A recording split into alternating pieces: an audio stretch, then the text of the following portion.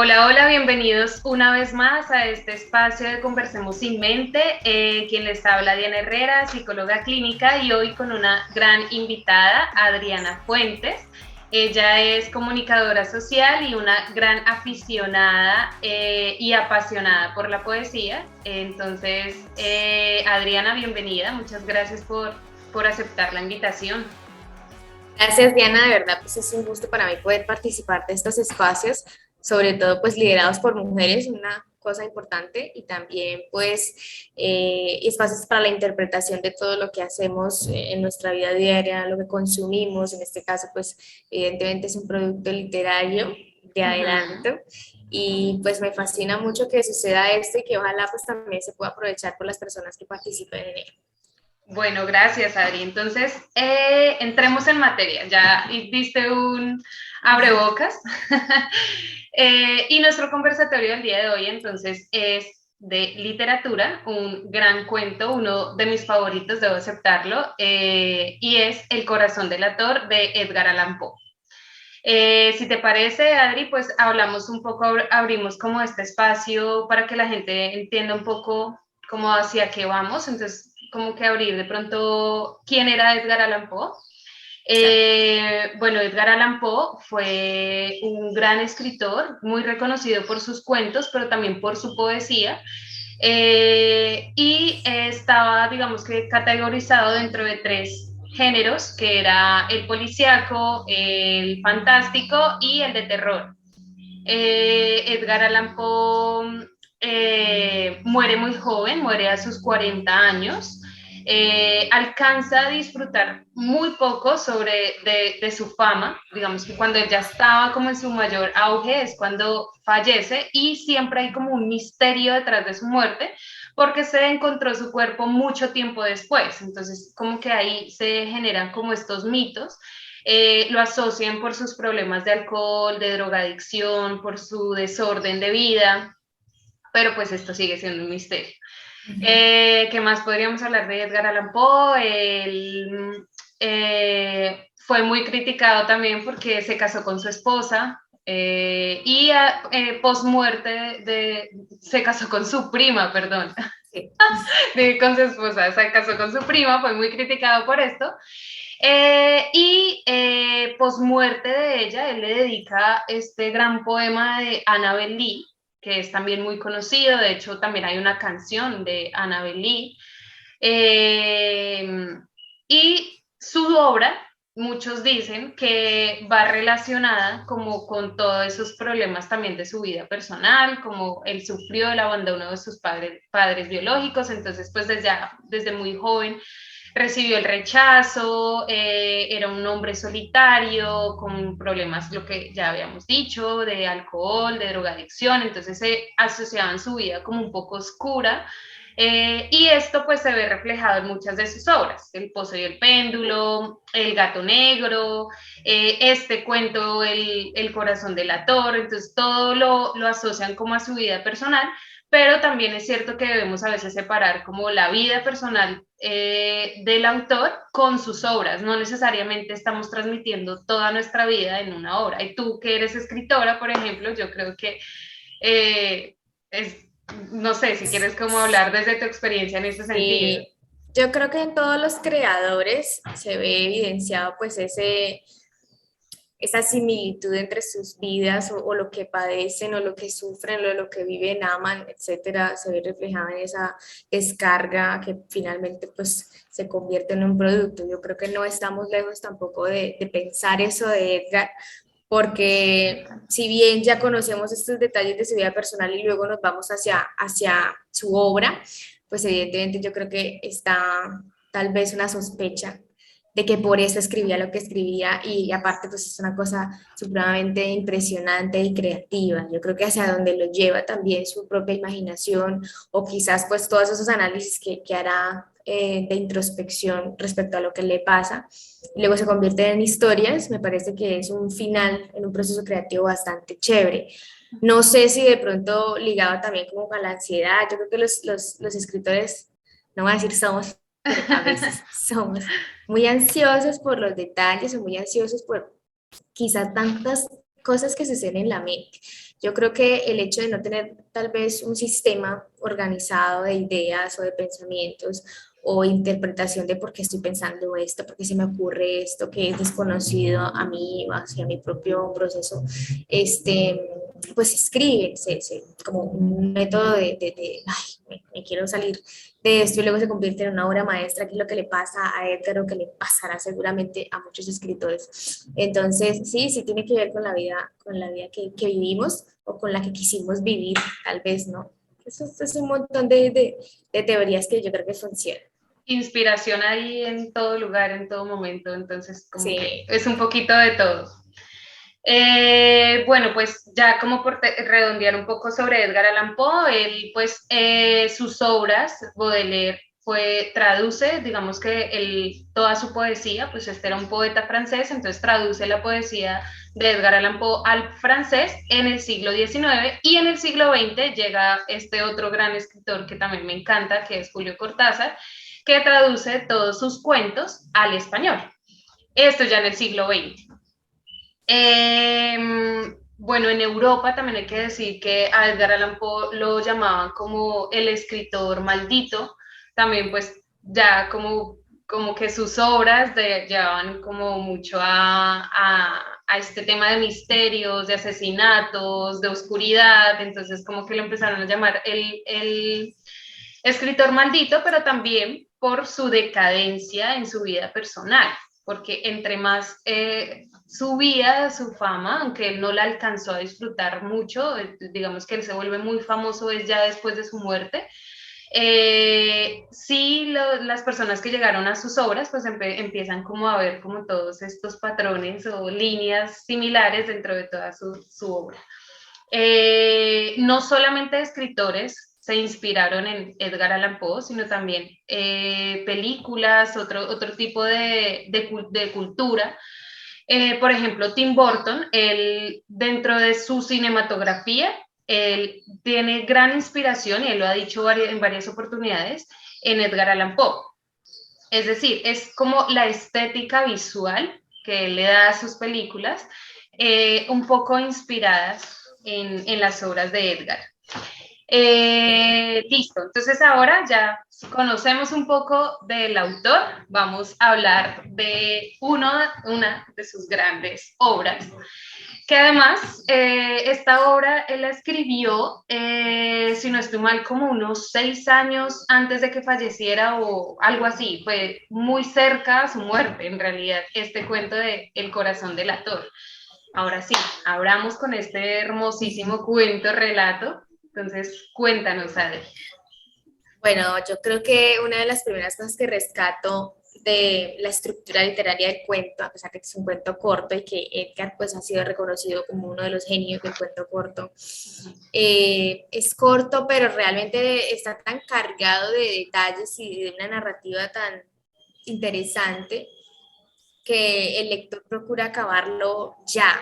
Es decir, está tan ansioso de conocer el final, aunque ya conoce el final, a priori él nos cuenta que pues es la historia de un personaje que cuida a un señor, a un viejo digamos, una edad ya avanzada, le cuida en su casa, digamos que cuenta básicamente lo que hace diariamente con él, está ahí pendiente, es alguien que protege, que respeta seguramente, pero ha desarrollado como una maña o como un fastidio, si lo ponemos en esos términos, una característica física de este viejo, que pues, tiene un problema en un ojo, es un problema estético, que le ha generado molestia, que mejor dicho lo ha puesto también en una posición en que no quiere verlo más, lo detesta, entonces crea todo un plan para poder pues tal vez apaciguar ese fastidio que siente por eso. Y la estética del cuento, de ser contado en primera persona, yo creo que nos acerca un poco a un relato íntimo, a una confesión, a una anécdota, si lo ponemos también en ese contexto. Y yo creo que eso atrae de primera medida porque básicamente pues él dice, ustedes pensarán que estoy loco, pero la manera en cómo voy a contarles esta historia o la cordura con la que estoy contando esta historia va a reivindicar lo que seguramente piensa. Ya de entrada, yo creo que ahí es donde uno empieza a decir, como así que loco, qué fue lo que hizo. Y luego nos ponemos también a entrar en esta onda de, ¿y qué es ser loco? ¿Y qué es estar loco? ¿Y cómo es la locura? ¿Y desde qué medida lo empezamos a analizar? Entonces, me preguntaba yo en ese instante eso, de cómo se interpreta la locura en este personaje antes de conocer todos los detalles de su crimen, porque a la larga pues lo que cuenta es un crimen que hace, ¿no? Entonces, no sé si también desde tu perspectiva psicológica, uy, acaba de pasar una moto a todas, desde lo clínico, eh, pues este personaje empieza a convencerte o a contarte esta historia para que le apoyes o para que estés como en su lugar y consideres que lo que hizo no estaba mal porque realmente deseaba eliminar este fastidio o esta sensación que le generaba la característica de este otro personaje, ¿no? Sí, bueno, pues yo desde el principio del relato me atrapa demasiado. Yo he leído este cuento muchas veces y siempre siento como la misma sensación de, uy, como que ya necesito leerlo, aunque desde un principio se sabe, porque se sabe lo que él está confesando un crimen. Es como esa sensación de, juepucha, pero ¿qué pasó? O sea, este man está en un deseo además, como tú lo mencionabas ahorita, de convencer, suena un poco, uno lo puede sentir como si él de verdad estuviese en un juicio y está tratando de convencer su no inocencia, sus razones de por qué cometió el crimen, que es como de alguna manera justificando lo que tú decías, que él no estaba haciendo algo mal, sino que él tenía una razón de ser por cometer este crimen. Entonces, al principio, leyendo como el personaje principal, que de hecho hay muy pocos personajes dentro del relato, él quiere todo el tiempo estar como, pero yo no estoy loco, o sea, yo soy ansioso, pero yo no estoy loco, yo estoy muy cuerdo. Entonces está tratando de convencernos que es estar cuerdo para él, pero desde donde yo lo veo, pues por supuesto todas sus características es hacia una persona, eh, yo no diría loca, no sería el término, sino pues veo, por ejemplo, sí, como ciertas cosas de esquizofrenia, de paranoia, él, por ejemplo, dice que se le agudizaron sus sentidos, entonces escucha el cielo y lo que hay en el cielo y lo que hay en la tierra, entonces pues eso hace, pues da a entender que él escucha voces que seguramente pueden no ser reales y eso pues ya habla de la alucinación, Sí. de un poco la no cordura que podríamos nosotros llamar en estos tiempos, ¿no? Y es que ponerlo, Eh, ay, perdón, dime. No, no, no, que dime. pues ponerlo también como en o sea, yo creo que el ejemplo suyo de escuchar, no, de tener un oído muy agudo, pues realmente como que pone un ejemplo o lo aterriza a una realidad que puede ser mejor escuchada o mejor interpretada, ¿sí? Puede decir como que no, mira, esto es simplemente orgánico, esto es de mis sentidos, de mi oído, por ejemplo. Entonces no estoy loco, soy capaz de escuchar todo. Yo no recordaba muy bien detalles del cuento, por eso tuve que leerlo nuevamente. Y yo cuando, cuando empezaba a decir eso de que sus oídos eran muy agudos, pues yo decía, bueno, seguramente nos va a presentar contextos en los que escuchó o, sí, para Ujú. evidenciar ese don, no sé, ese talento que seguramente tiene, pero no, solamente fue hacia el final, pues por el tema de cómo termina este cuento, pero siento que hay un detalle allí de demencia en su relato también, de esa risa, de tal vez esa jocosidad como cuentan las cosas, porque no es yo no lo siento como una lectura seria o como, así, esto es un testamento o esto es un discurso político o es una oratoria muy, muy no sé, estilizada, no. Yo noto que hay unos detalles allí como de demencia, entonces tal vez no es muy piadoso con su discurso, como para que no piensen que está, entre comillas, pues loco, ¿no? A la larga, pues crea todo un plan para asesinar a este hombre sin ninguna razón, pues sin ninguna razón de pronto de codicia o de venganza o de nada, es un tema ya estético. Y yo pienso también en las veces en las que hay personas que nos molestan por cosas muy mínimas y en este caso por cosas físicas.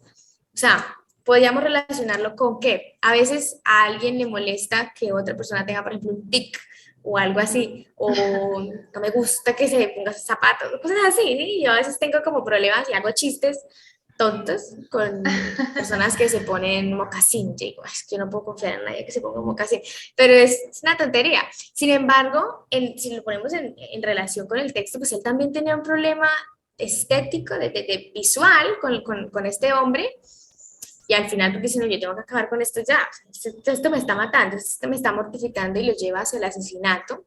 Finalmente pues lo ataca en una noche y lo descuartiza prácticamente y lo entierra incluso.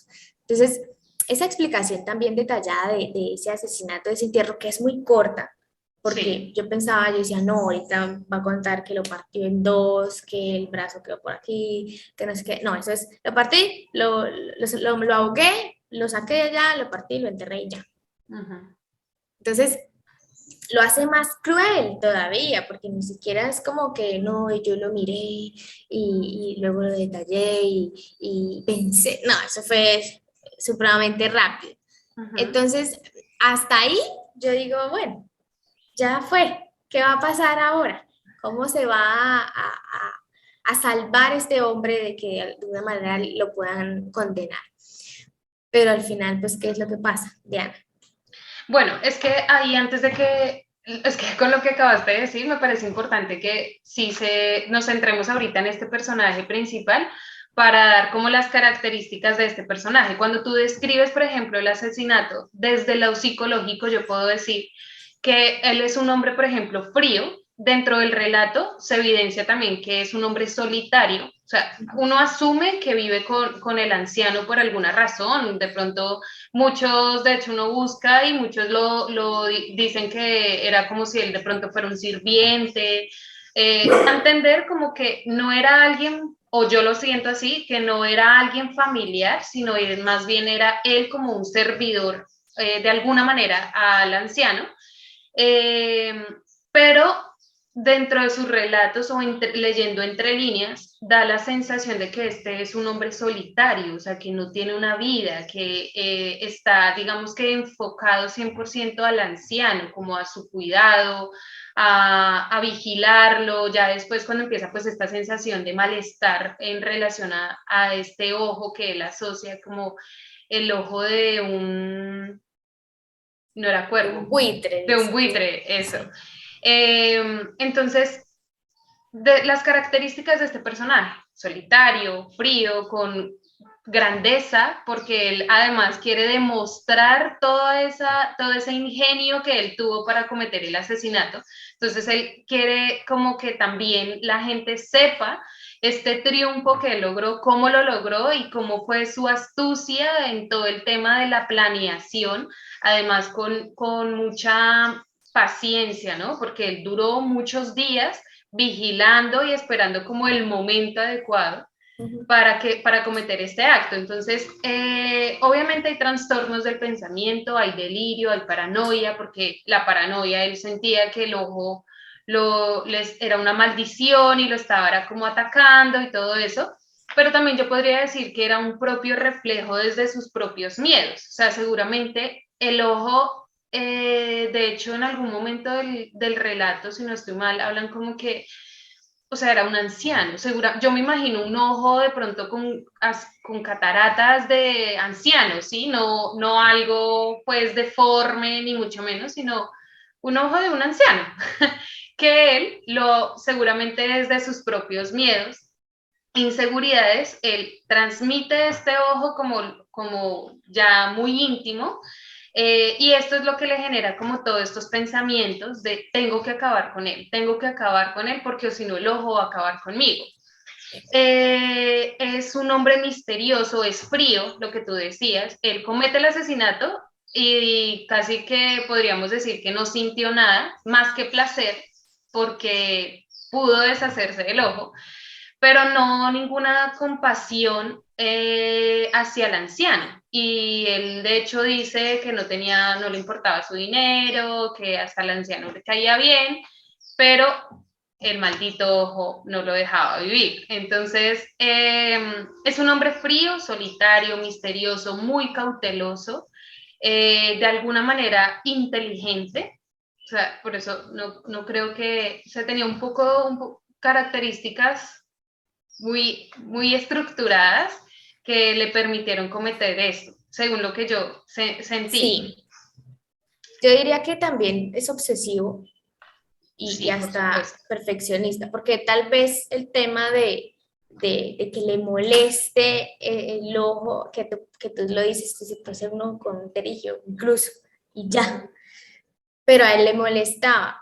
Porque pienso que de pronto sí, tal vez por esa búsqueda de la perfección o por ese obsesivo de todo perfecto, encajado, todo natural, todo, no sé, todo dentro de unos parámetros estéticos, fue porque él en la parte en la que relata cómo limpió, digamos, la escena del crimen o cómo eso, nadie se va a dar cuenta porque yo soy muy bueno en eso.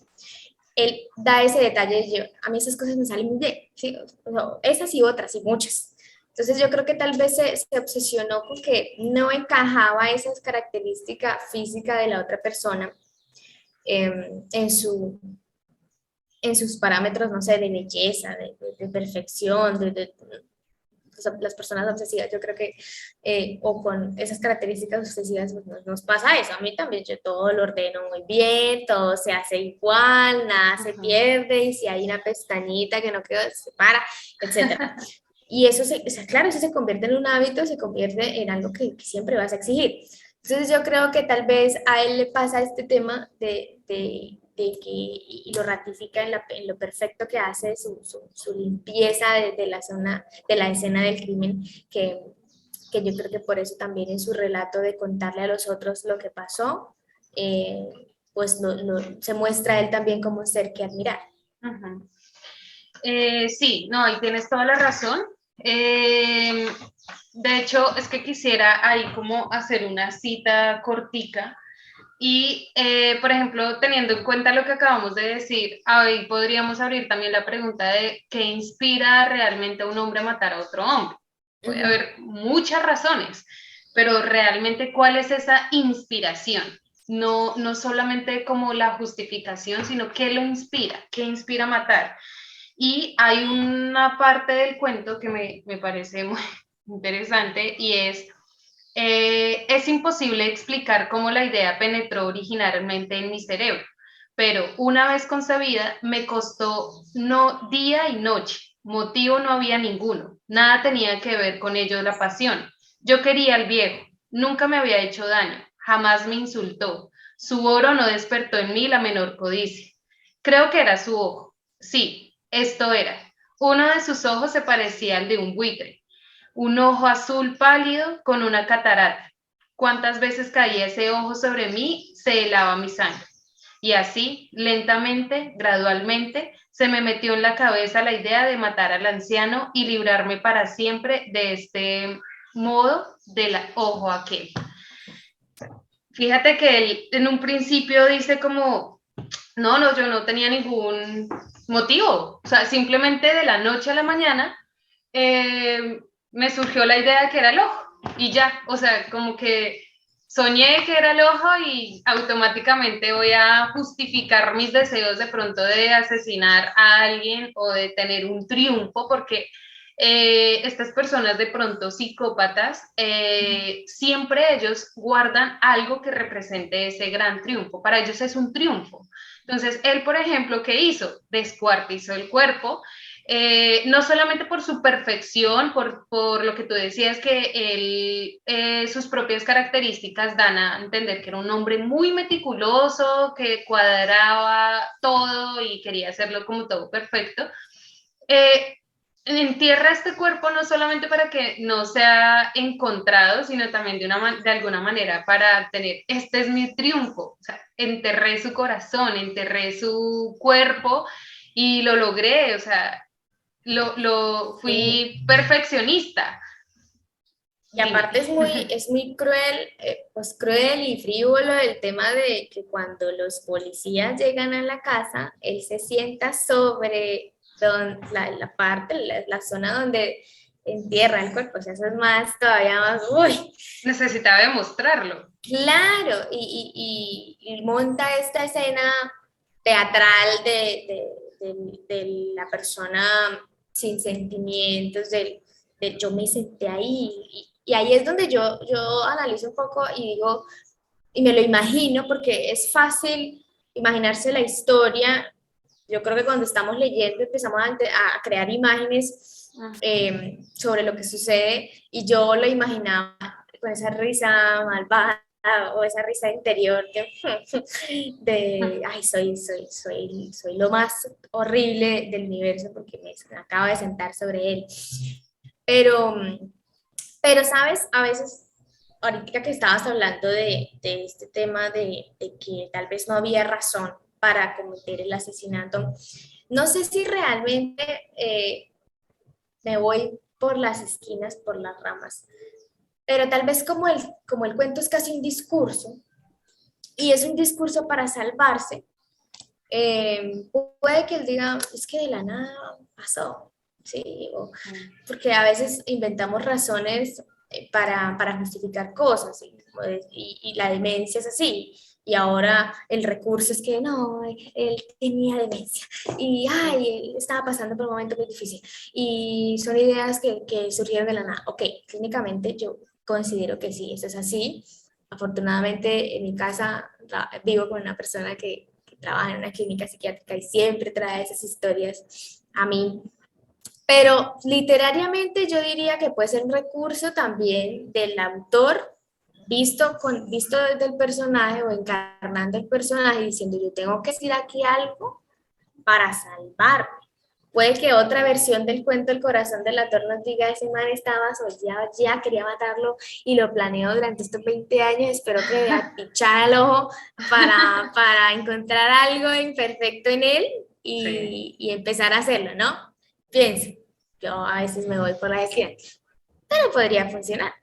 Pero, ¿qué piensas tú, por ejemplo, que el cuento se llame El corazón del ator y no tenga dentro de su título es algo como similar en relación al ojo?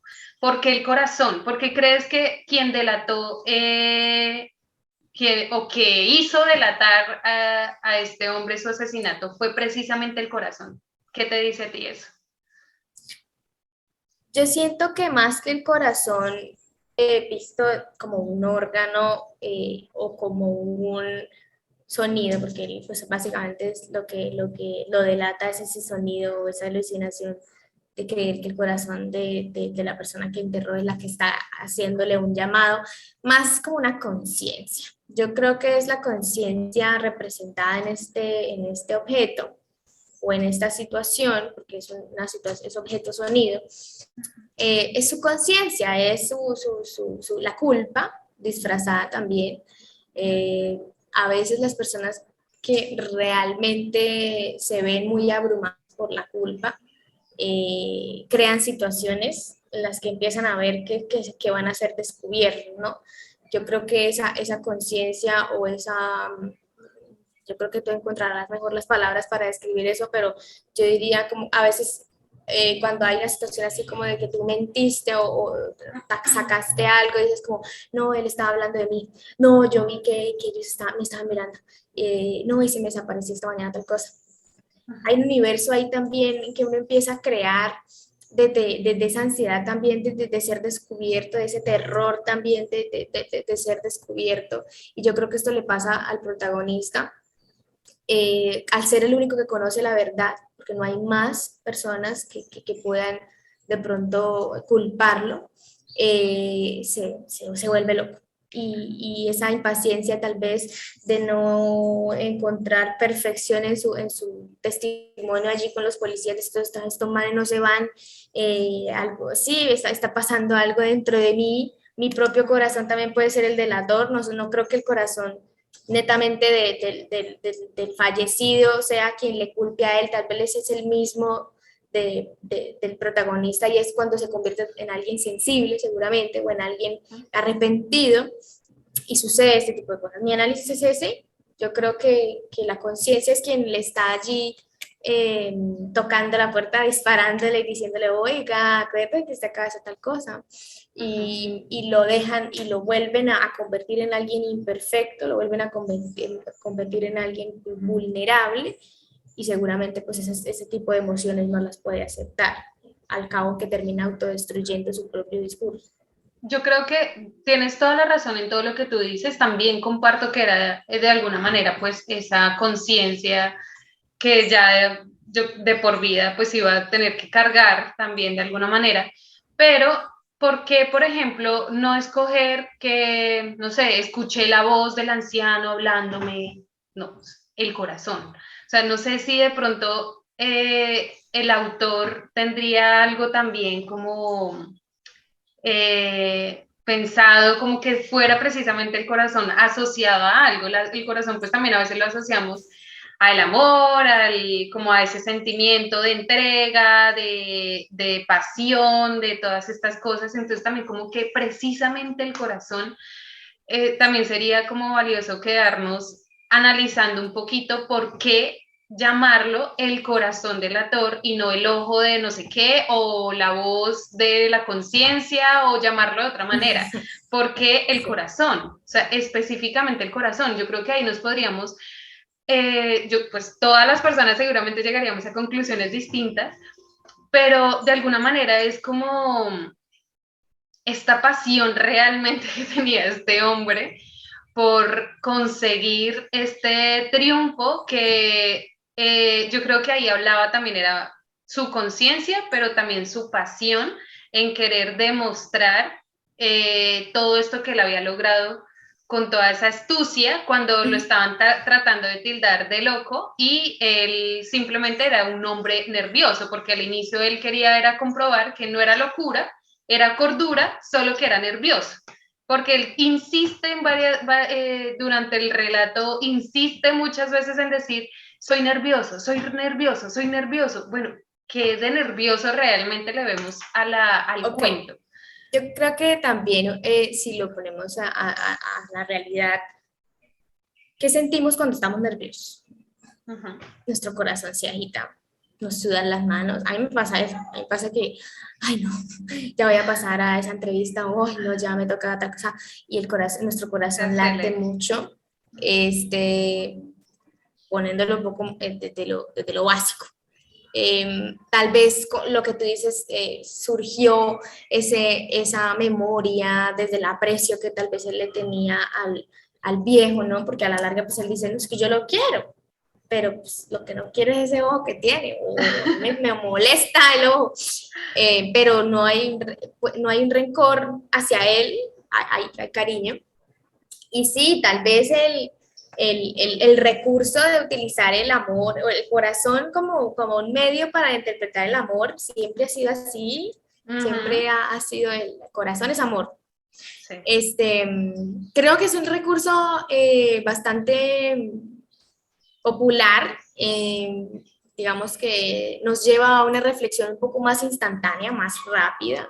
El cuento aparte se lee muy bien, no es un cuento confuso, aparte que tiene unas palabras pues muy bien cuidadas, no es un cuento vasto, pero yo creo que es un recurso sencillo de entender y de usar, y en este caso pues también podría ser lo que tú dices, emociones allí encontradas, seguramente lo que le delata es su pasión, porque también hay pasión en lo que haces mal, en este caso pues sí, su ego también. Sí, dualidad, exacto.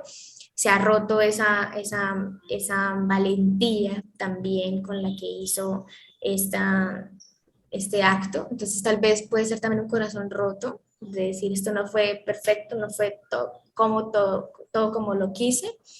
Y Chan, yo creo que también son dos corazones allí los que están latiendo.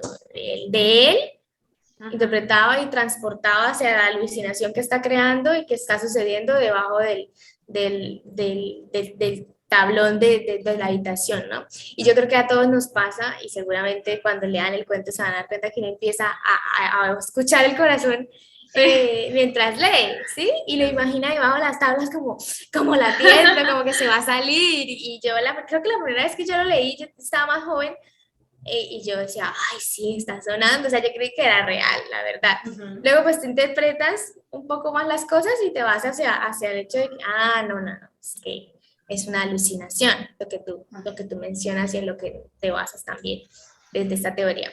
Pero sí, yo creo que cualquiera que lo lea y en todas las etapas de su vida, y si es una etapa muy, muy joven o es muy niño, él va a imaginar que el corazón está ahí saliendo. Yo hasta pensé que se iba a salir, que le iban a sacar. ¿No te pasó que yo también lo he leído en varias oportunidades? Y bueno, la primera vez que lo leí también sentí un montón de cosas, pero después, de hecho, hay una escena en Los Simpson donde Sí. Lisa hace como una maqueta, no, Un no fue diorama. Lisa, la amiga, o una, no recuerdo. Sí, Sí. que está como el corazón latiendo debajo de unas tablas. Después de que uno lee como otra vez el cuento, después de haber visto esa escena, yo no sé, pero yo la imaginé exactamente igual, o sea, fue como ver la maqueta, el corazón y las tablas zumbando un poco, Ujú.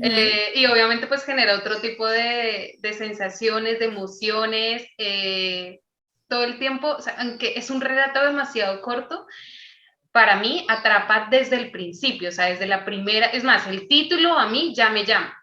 O sea, el Sí. corazón del autor a mí ya me llama ese título. Entonces creo que el autor sin duda hizo un gran trabajo.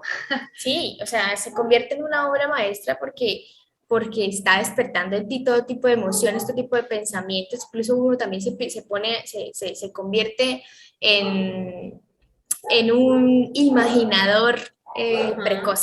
Sí. Entonces, claro, empieza a imaginar un poco de detalles que la cama, que las tablas son cafés, que el Ujú. viejito es canoso, que es flaquito. Todo tipo de cosas es lo que hace que la obra sea maestra por ese mismo hecho. Yo creo que está muy bien cuidada, muy bien curada también. Pero yo creo que el secreto de que los relatos sean poderosos es que te inviten a eso, a la sensibilidad Ujú. y no solamente pues a conmoverse por el hecho como tal de lo que está sucediendo allí, sino a ser sensible con todo lo que tienes dentro, ¿no? Desde el estómago, que es un sentimiento de, uff, mató al vago, ¿sí? Le sacó el corazón. Y desde también lo imaginario, lo que te lleva también a narrar tu propia historia desde el texto. Entonces sí, creo que lo hace poderoso por eso. Poderoso. Bueno, Adri, yo creo que vamos cerrando. Por supuesto, invitar a todas las personas que lean esta obra es de verdad muy apasionante. Para mí, uno de los mejores escritores en temas de cuentos, de relatos, seguramente poesías también, pero lo que más he leído pues son sus cuentos. Y pues que nos dejen sus comentarios también en las redes, que nos sigan. Y Adri, de verdad, qué placer conocerte, qué placer tenerte aquí en este programa. Espero que vuelvas a aceptar otra invitación de pronto para hablar sobre otro tema, otro cuento de Edgar Allan Poe, digamos que aprovechar tu área de literatura, además que eres una escritora y eso también tiene mucho más fuerza. No, gracias a ti por crear este espacio, creo que es novedoso, creo que analizarlo también desde la ciencia, analizar desde la ciencia pues todos estos productos culturales que son las pelis, los libros, canciones, Ujú. etcétera, nos lleva a apreciar un poco más el arte, ¿no? Yo creo que este ejercicio es vital por eso, porque son múltiples las interpretaciones, pero por lo menos hay una apropiación más consciente y más valiosa por lo que producen nuestros creadores, ¿no? Entonces yo creo que acertaste muy bien con este espacio, te felicito y espero que sean muchísimos capítulos más y que esto pues también motive a las personas que participan de él a que empiecen a analizarlo todo desde todas las perspectivas posibles y lo aprecien y lo valoren más. Bueno, Adri, muchas gracias. Entonces, un placer estar nuevamente aquí en este programa. Nos vemos pronto. Chao, chao. Bueno, adiós, adiós.